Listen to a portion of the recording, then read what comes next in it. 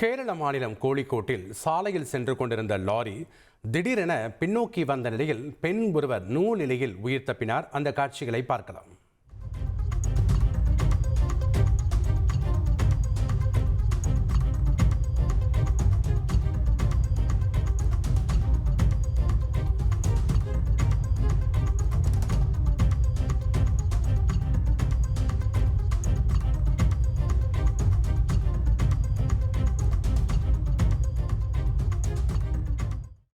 கூடுதல் தகவலை பிரசாத் வழங்க நாம் கேட்கலாம். வணக்கம் பிரசாத், இந்த விபத்தினுடைய காட்சியின் விவரங்களை பதிவு பண்ணுங்க.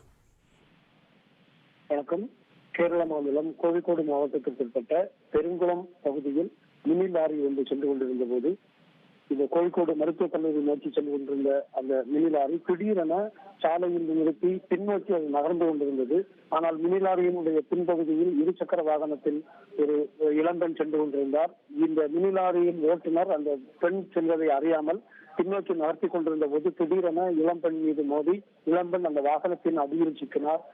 சில நூலிழையில் அந்த பெண் அந்த விபத்திலிருந்து தப்பி படுகாயங்களோடு அவர் வந்து தப்பினார். இதனால் அந்த பெரும் விபத்து தவிர்க்கப்பட்டது.